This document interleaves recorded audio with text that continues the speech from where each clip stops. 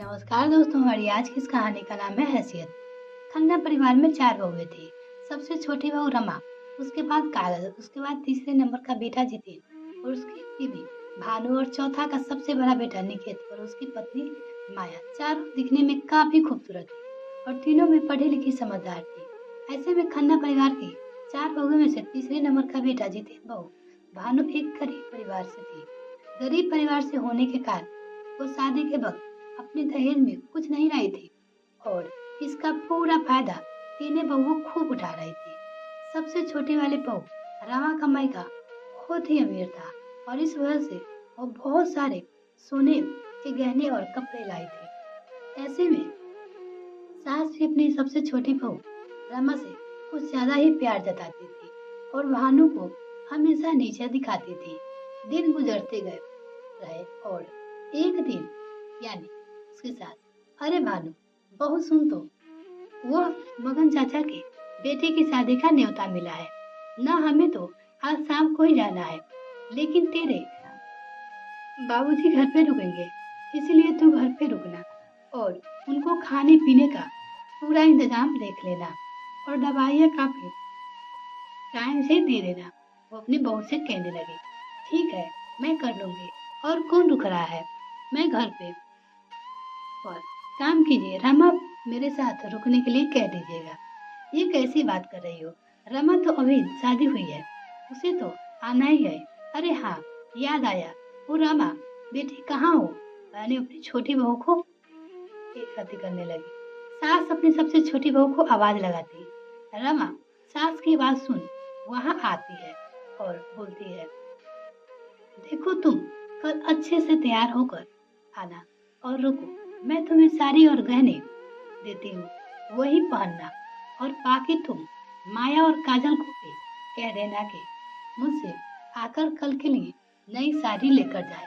वो अपनी तीनों बहुओं को साड़ी और गहने देना चाहती थी और मैं नहीं चाहती कि खन्ना परिवार की बहुएं भी किसी से कम दिखे। सास अपनी तीनों बहू को नई साड़ी और गहने शादी के फंक्शन में पहनने के लिए देती है, लेकिन भानु को वो अपने साथ नहीं लिए जाना चाहती थी और ना ही उसे कोई साड़ी और गहने देती है। यानी वो गरीब थी, इसलिए उसका इज्जत नहीं होता था। भानु ये सब दुख के खुद को मन को पूरा महसूस करती। भानु ये देख बहुत बुरा लगता था कि वो गरीब घर की है, इसलिए उसकी सास उसके साथ ऐसा व्यवहार कर रही है।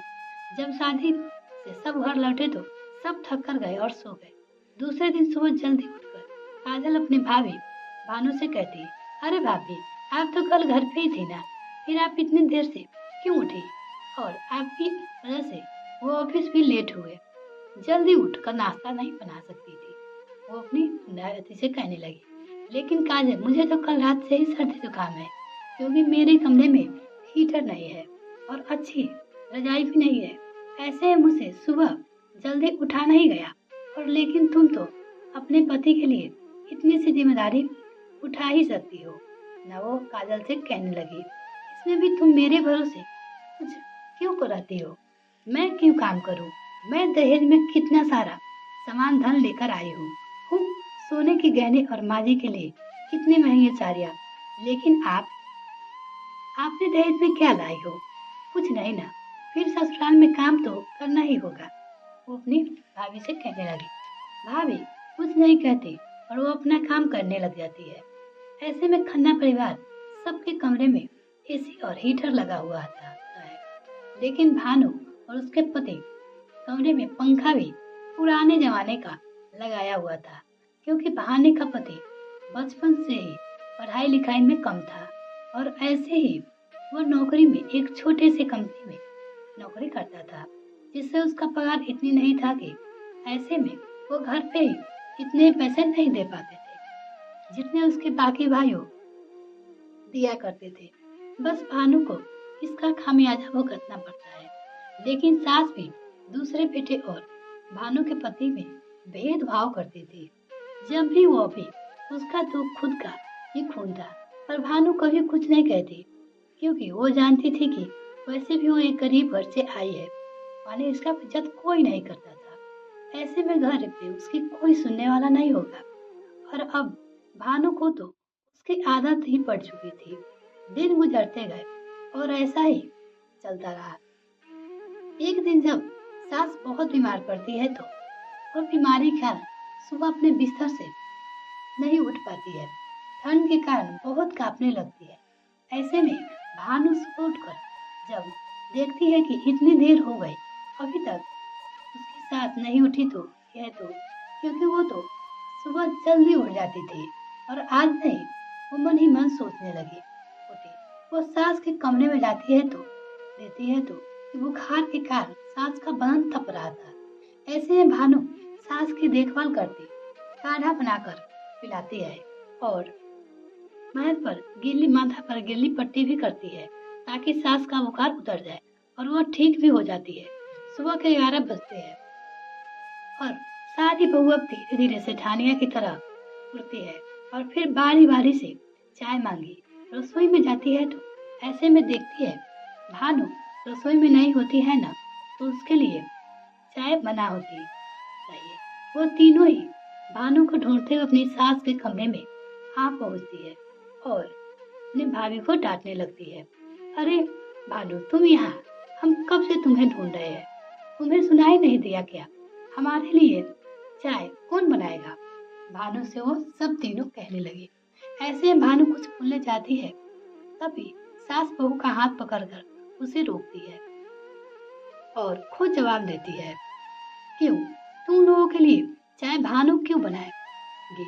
दिख नहीं रहा है कि मैं इतनी बीमार हूँ और वो मेरी सेवा में लगी है। बेचारी सुबह से उसने भी चाय नहीं पी, लेकिन तुम लोगों के तो किसी ने मेरी हालत नहीं देखी और ना ही मुझसे पूछा कि आप कैसी हो।